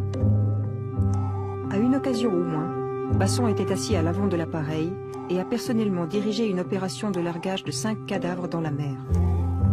Accusation numéro 56, meurtre. Un agent mozambicain, devenu un risque pour la sécurité, a été menotté et mis sous narcotique. Une combinaison de 2 poisons, la scoline et la tubérine, fournie par Basson, lui a été injectée. Le mort a été chargé dans un hélicoptère et son corps a été abandonné dans la brousse au milieu du parc Kruger. Alors qu'il développe son programme de liquidation, le docteur Basson est également chargé de mettre au point la défense de l'Afrique du Sud contre les armes chimiques. une double mission dont il va constamment jouer durant ses longs séjours en Suisse. Ses interlocuteurs, comme la société Huber et Zuner, n'y verront que du feu. Jacomet nous a également présenté à l'entreprise Huber et Zuner. Cette entreprise fabrique des masques à gaz pour l'armée suisse. J'ai été le responsable des négociations avec Huber et Zuner qui ont sans doute eu lieu entre 1987 et 1988. Le but de nos discussions était d'obtenir le transfert de la technologie suisse vers l'Afrique du Sud afin d'y produire ces masques.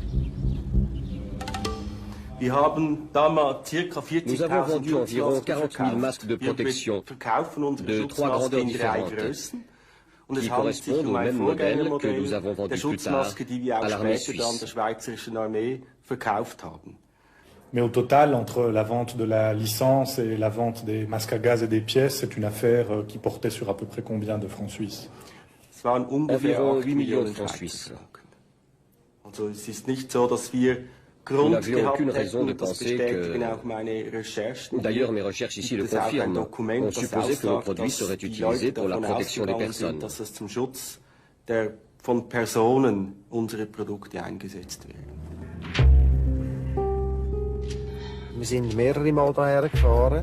Nous sommes venus plusieurs fois ici. Je ne me rappelle plus si le général Nettling était avec nous, mais en tout cas, nous sommes revenus avec Jörg Jacomet et le docteur Basson pour cette affaire de masque à gaz. Une délégation s'est rendue en Afrique du Sud, c'est exact, essentiellement pour des raisons techniques. La visite a eu lieu en été 1992. Nous avons visité plusieurs sous-traitants afin d'évaluer leur capacité à fabriquer nos produits de haute qualité.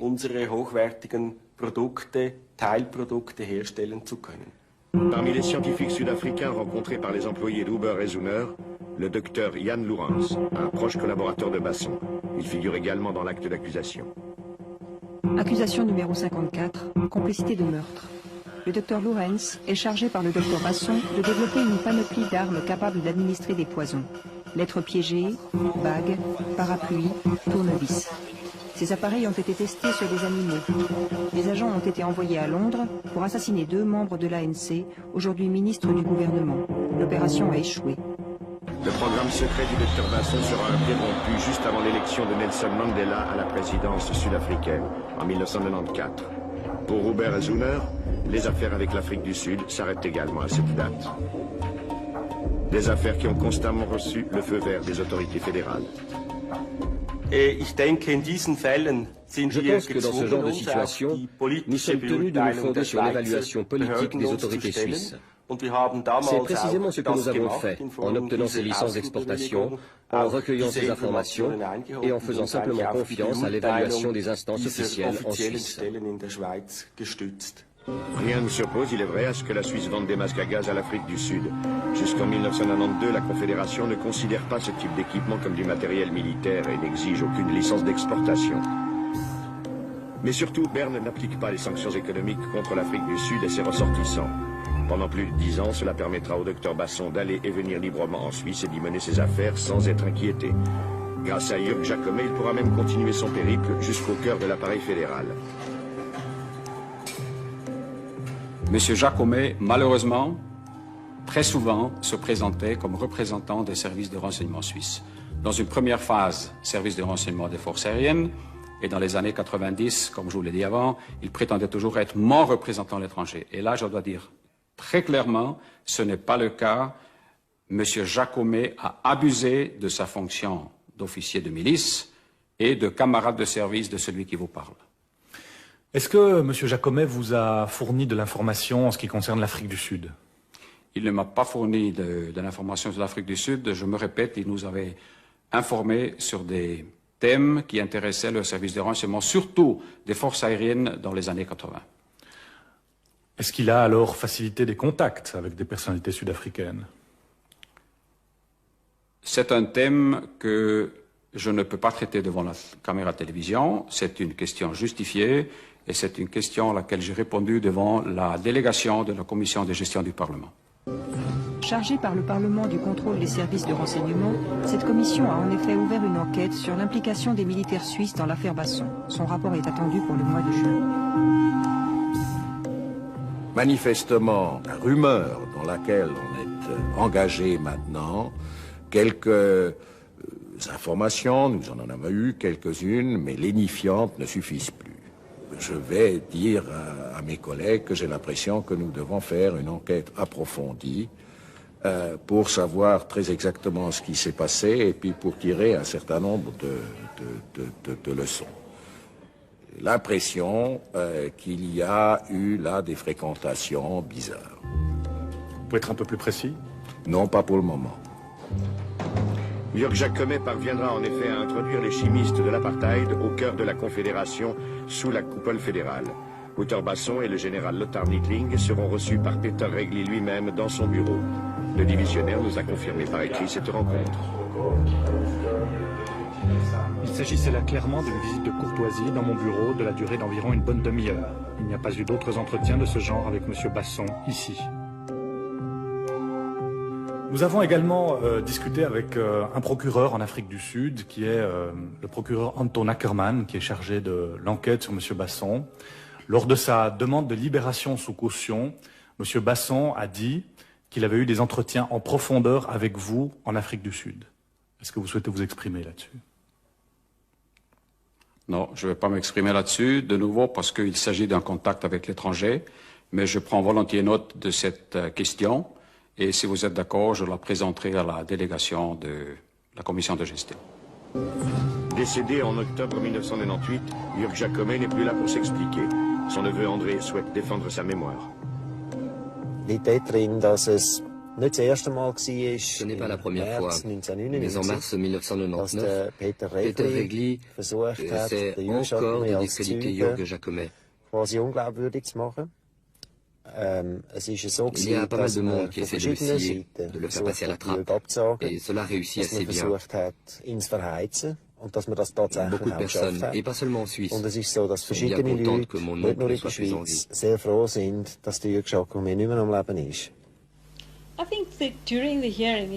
Les auditions ont révélé que Basson a voyagé dans de nombreux pays et qu'il a eu un accès privilégié à un grand nombre d'usines du monde entier.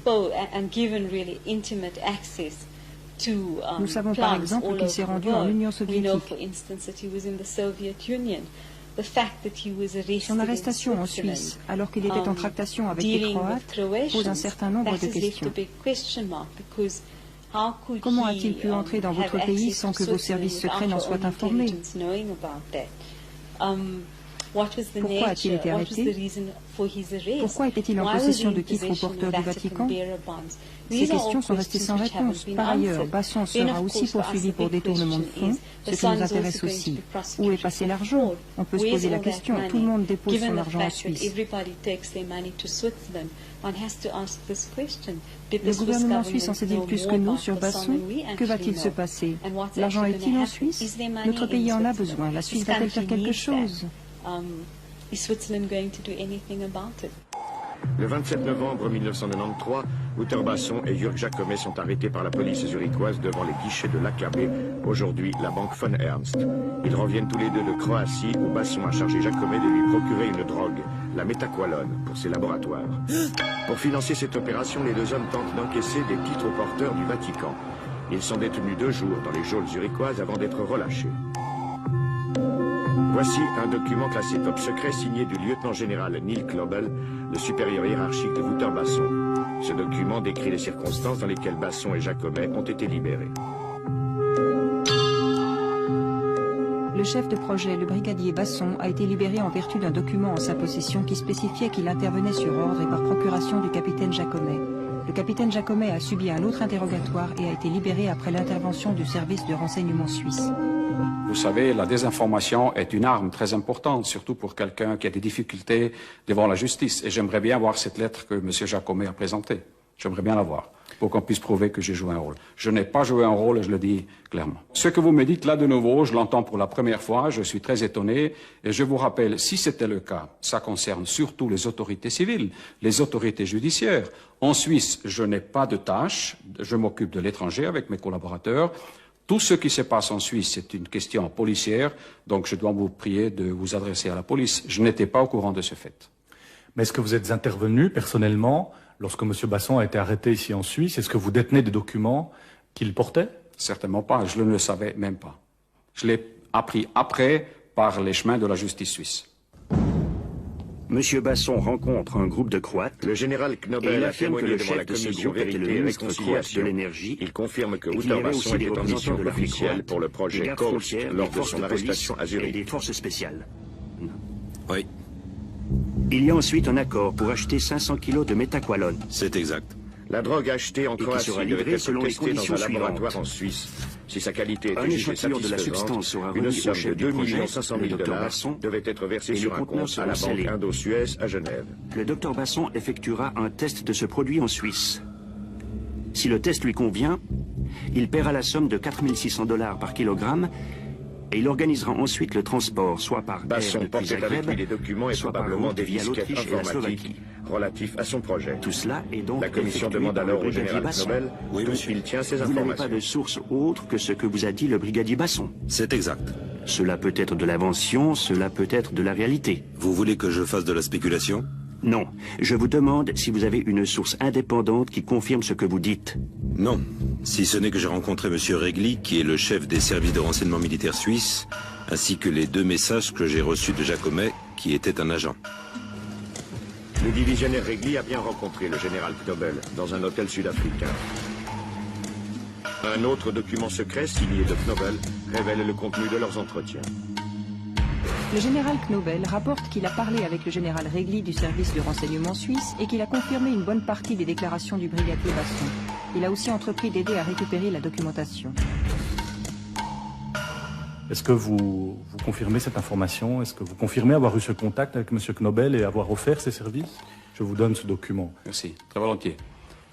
Je dois dire encore une fois aussi pour le téléspectateur que une tâche importante du chef du service de renseignement est de quitter ce bureau, de se rendre à l'étranger, de faire des contacts pour obtenir du renseignement.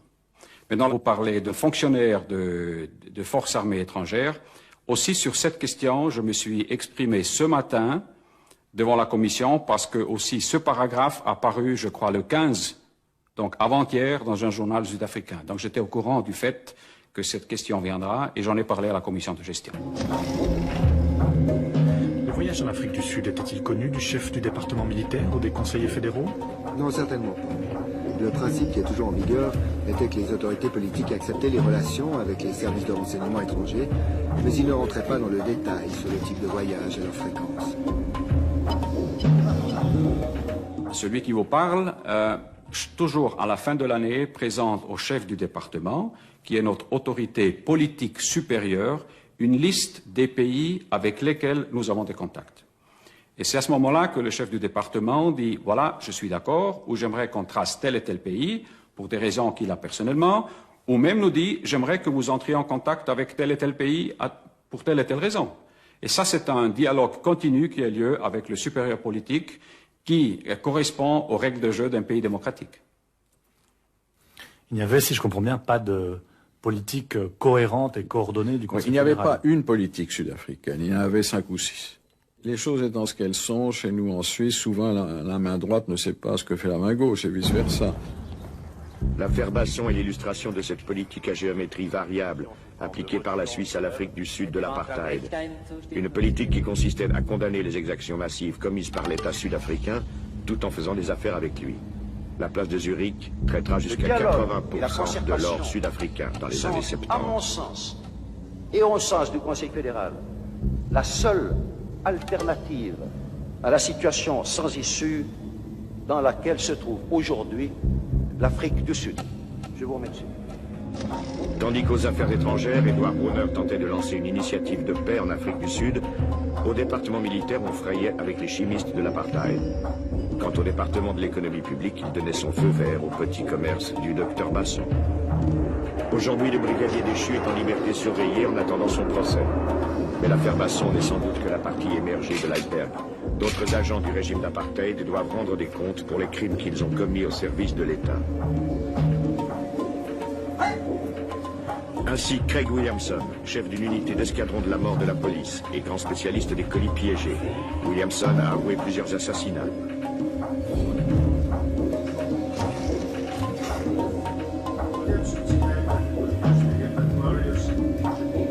Now, all Ex-policier a infiltré durant 2 ans une université à Genève au début des années 80 avant d'être démasqué et de rentrer tranquillement en Afrique du Sud.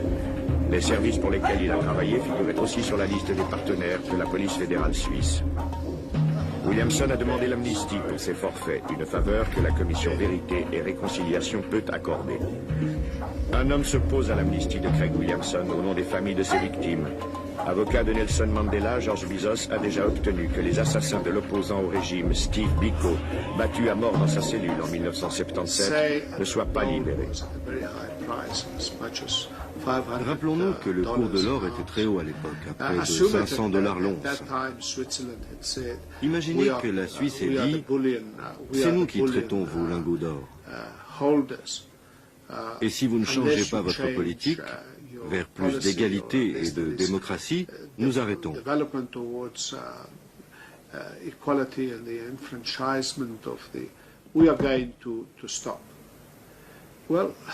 Eh bien, je ne sais pas ce que le gouvernement aurait pu dire. Mais là, la Suisse n'a rien fait. Elle a en plus trouvé des justifications à son attitude de business as usual, les affaires d'abord. Il faudra qu'elle vive avec la conscience que l'apartheid a ainsi duré beaucoup plus longtemps et que beaucoup de vies ont été perdues. Mais je pense, oui, ça a facilité la vie quand même au régime apartheid. Pourquoi? Puisque la Suisse jouait et joue un rôle très important et au niveau du commerce des pierres précieuses et de l'or. Je suis intimement convaincu que sans les sanctions, l'apartheid aurait implosé bien plus tard. Les nombreux pays qui se sont enrichis grâce à l'apartheid ont une dette morale vis-à-vis de nous. Et comme nous tentons de révéler la vérité sur ce qui s'est passé, nous prenons conscience du fait que la vérité seule ne suffit pas à assurer le développement, que les injustices économiques que l'apartheid a imposées à notre pays ont eu pour conséquence de priver des millions de Sud-Africains du bien-être auquel ils avaient droit.